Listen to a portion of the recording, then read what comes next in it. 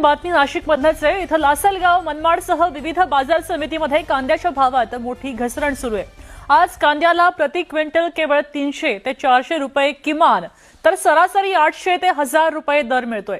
आणि विशेष म्हणजे गोल्टी कांदा घ्यायला आता व्यापारी सुद्धा तयार नाहीत आणि त्यामुळे शेतकरी हवालदिल झालेत। कोसळलेल्या दरांमुळे उत्पादन खर्चही निघत नाहीये, अशी भावना शेतकरी व्यक्त करतायत।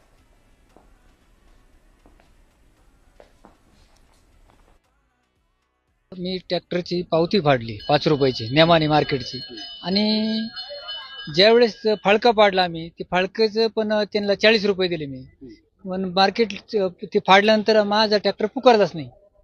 कारण काय वाटतं? ते त्यांनाच माहिती का पुकारला नाही बाबा। बाकीचे चांगले माल घेता आणि बाकीच्या त्या मालाला विचारलंच नाही आमच्यावाल्या। नाही, याचा अर्थ असं तर नाही का तुमची गोल्टी आहे त्याला भाव नसेल किंवा असं? गोल्टी आमची आहे, दोघांची पण गोल्टी, पण ते काय भाव काय आता त्यांनाच माहिती, व्यापाऱ्यांनाच माहिती।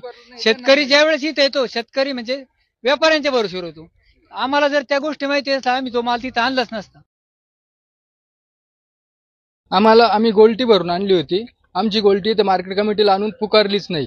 आम्ही आणायचा खर्च, तिथं भरायचा खर्च, त्यानंतर लागणार डिझेल हा सुगट निघाला नाही। इथं मार्केट कमिटीने पावती फाडली आहे, त्या पावतीचे 5 रुपये आकारणी केली आहे, पण ती पुकारणं सुगट 1 रुपया सुगट पुकारणं झालेलं नाही। त्याचाला व्यापारी थांबले नाही, कोणी पुकारायला तिथं थांबलं नाही, पुढे निघून गेले।